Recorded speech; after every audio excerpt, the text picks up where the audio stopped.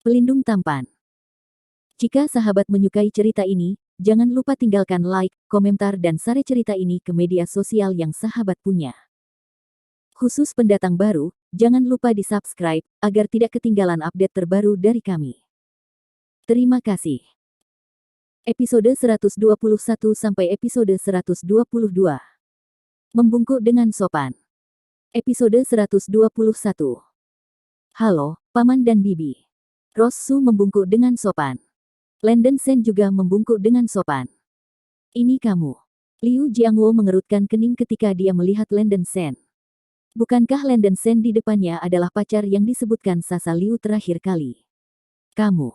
Siapa yang mengizinkanmu datang ke keluarga Zeng kami? Kamu tidak diizinkan mendekati Sasa. Ekspresi Zeng Jie langsung berubah. Bu, Landen Sen, dia.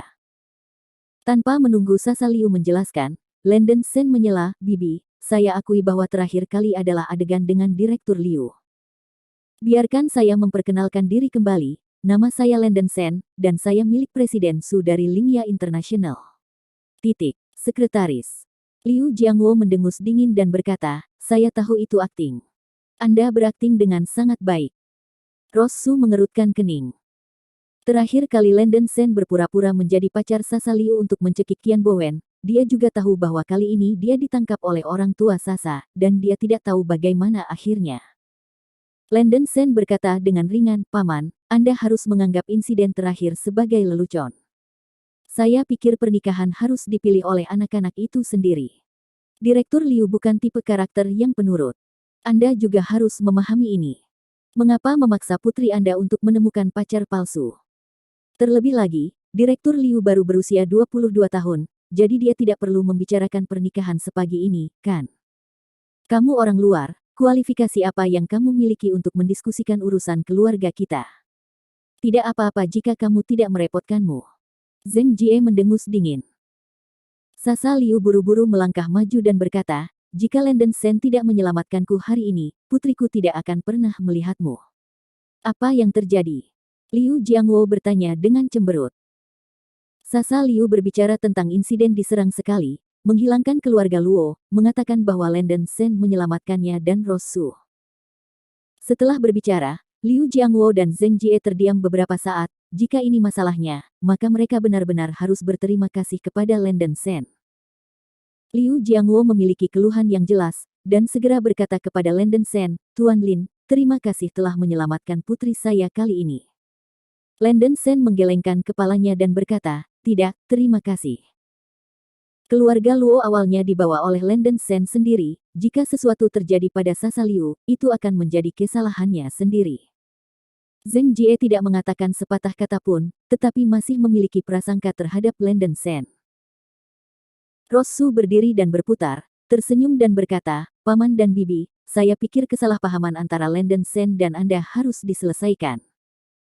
Faktanya, temperamen Sasa relatif bebas, mungkin dia tidak terbiasa ditahan. Seperti untuk pernikahan, saya pikir Anda lebih baik berkomunikasi dengan Sasa lebih banyak, lagi pula, Anda juga harus menanyakan pendapat putri Anda tentang masalah pernikahan. Zeng Jie berkata, Nona Su, karena Anda adalah teman Sasa, Anda juga harus membujuknya untuk tidak melakukan pekerjaan dengan baik, menikahi orang yang baik, dan berada di rumah bersama suami dan anak.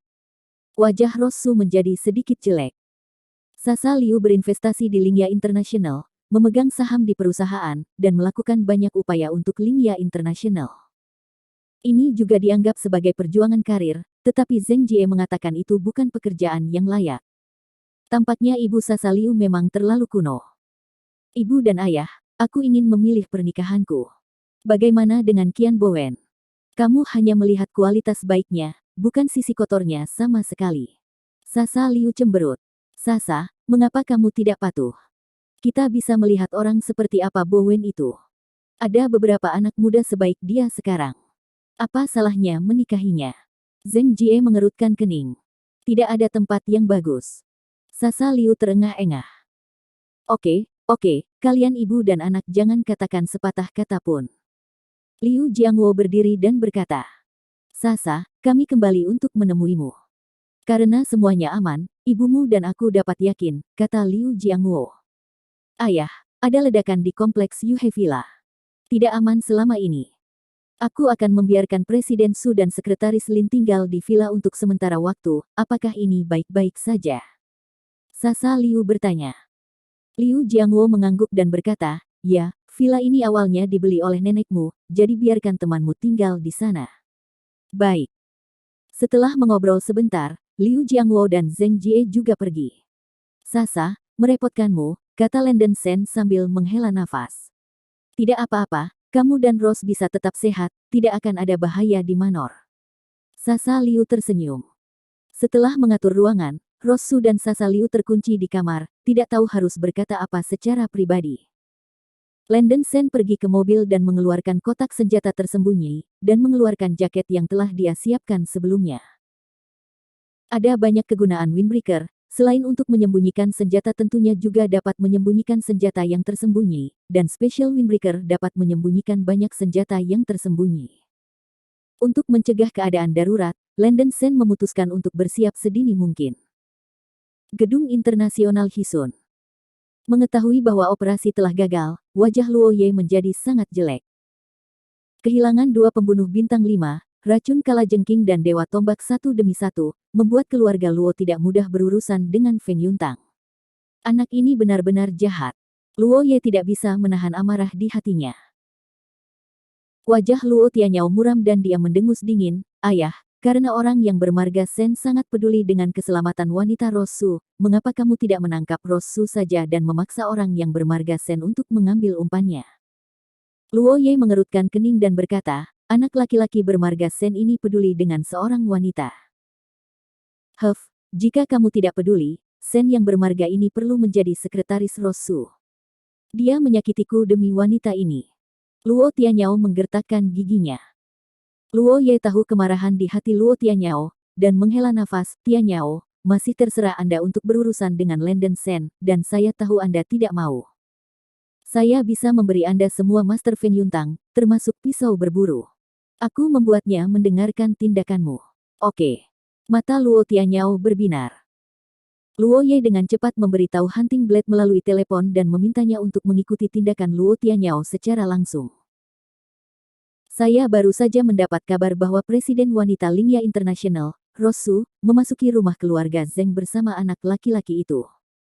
Anak laki-laki itu meninggalkan rumah keluarga Zheng. Rosu seharusnya berada di istana sekarang. Hunter memberikan informasi di atas telepon Luo Tianyao dan Luo Ye. Keluarga Zheng. Luo Ye mengerutkan kening. Sen yang bermarga pasti telah melihat kita berurusan dengan Rosu dan memindahkannya ke keluarga Zheng.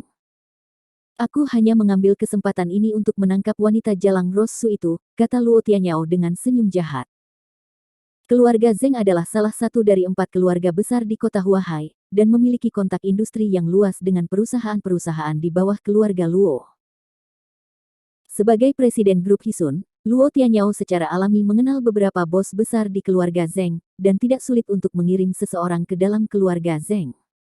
Hanya perlu mengaturnya sedikit. Keesokan paginya, Lenden Sen menelepon Kuina Bai. Melihat waktu, jam 11 telah berlalu. Hei, apakah kamu punya waktu di siang hari? Lenden Sen bertanya langsung. Ya, mengapa kamu menanyakan ini? Kuina Bai berkata dengan tenang. Bukankah kamu mengatakan kemarin bahwa kamu memiliki sesuatu untuk didiskusikan denganku? Aku akan mengundangmu untuk makan siang, aku hanya berhutang makan padamu, kata Lenden Sen sambil tersenyum. Kuina Bai bersenandung, apakah kamu masih ingat makananku? Karena kamu mengundangku, aku akan membunuhmu. Bisa membayar makanan. Episode 122. Oke. Lenden Sen mengangkat bahu, dia masih memiliki lebih dari 200.000 yuan di kartu banknya, dan dia masih bisa membayar makanan. Tetapi sebelum Li Fei sepertinya mengatakan bahwa dia membuka sebuah hotel, Lenden Sen memikirkan hal ini, dan segera berkata di telepon, tunggu saya sebentar, dan saya akan menunggu telepon Anda untuk memberitahu Anda lokasi yang disepakati lain kali. Titik petik 2. Setelah menutup telepon, Lenden Sen bertanya lagi kepada Li Fei, nama hotelnya adalah Paul Hotel, yang kebetulan tidak jauh dari desa Li Jiangling yang terkenal. Hanya membutuhkan waktu sekitar 10 menit dengan mobil.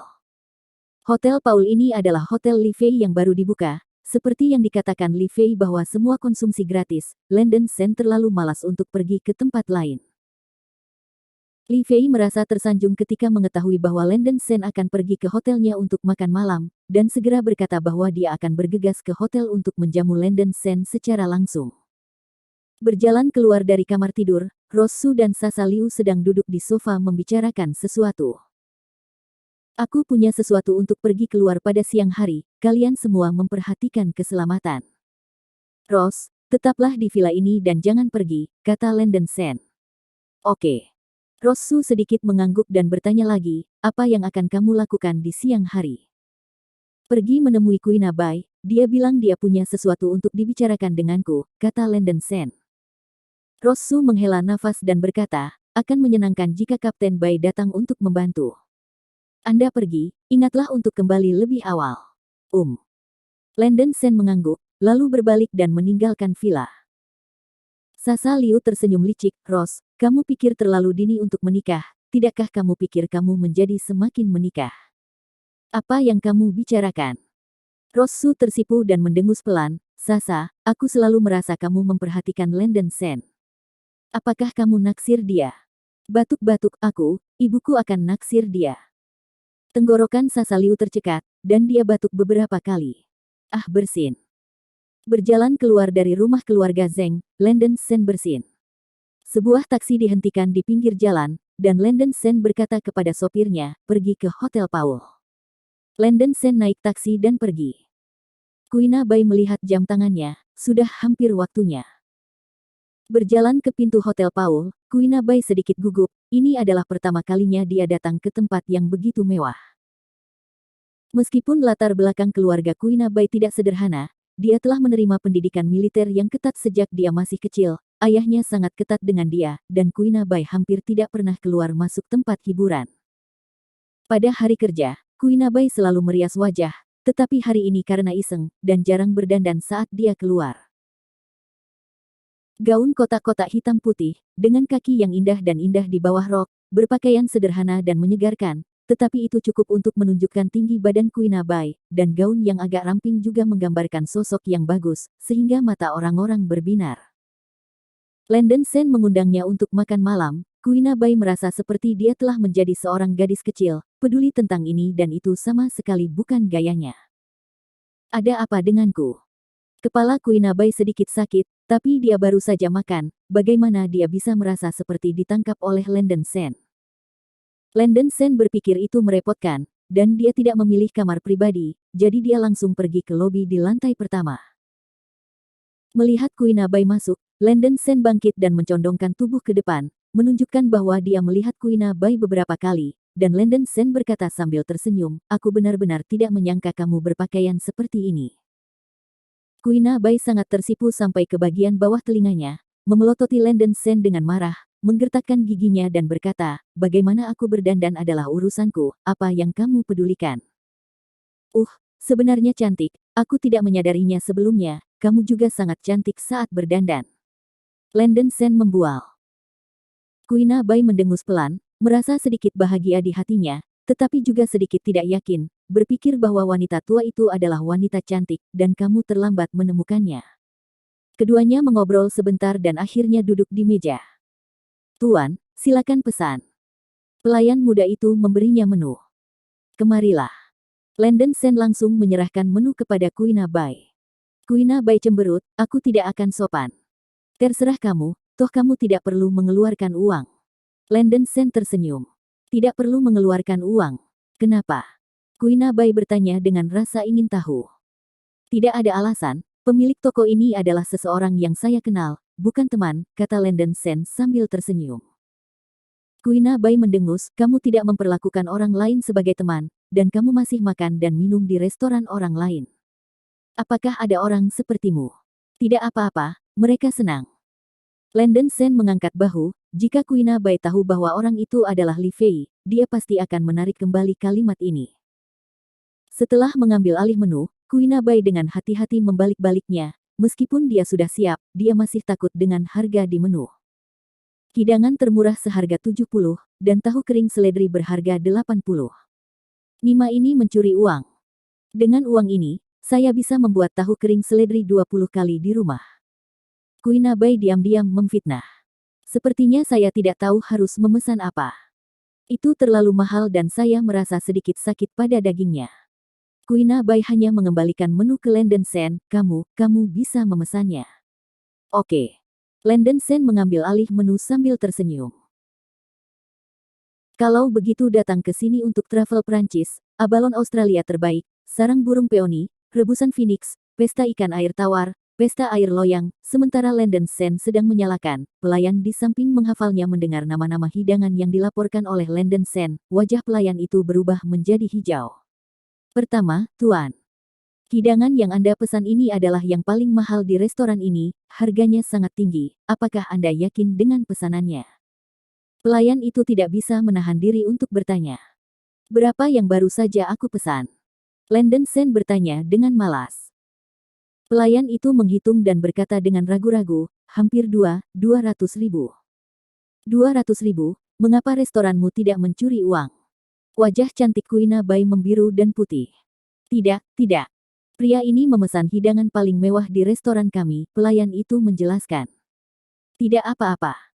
Lenden Sen menepuk bahu Kuinabai, dan menoleh ke pelayan sambil tersenyum, ini hanya 200 ribu yuan. Tidak mahal atau mahal. Beri aku 2 botol Lafite berusia 82 tahun. Pelayan itu jatuh ke tanah ketakutan. Hanya 200 ribu. Juga 2 botol Lafite 1982. Nima, kehidupan generasi kedua yang kaya terlalu bergizi akhir-akhir ini. Oke, hidangannya sudah selesai. Mari kita taruh Lafite di atas meja dulu. Lenden Sen tersenyum. Tolong tunggu sebentar. Pelayan itu mundur dengan kaget. Meskipun Kuinabai tidak tahu apa arti Lafite pada tahun 1982, tetapi makan 200 ribu yuan membuat kepalanya sedikit pusing, dan dia mau tidak mau merobek pakaian Lenden Sen. Kamu tidak perlu memesan. Ini mahal. Lenden Sen mengangkat bahu, mengapa khawatir tentang ini? Lagi pula, Anda tidak perlu mengeluarkan uang. Kuinabai terdiam, dan hanya berharap itu tidak akan berubah menjadi makanan tuan nanti.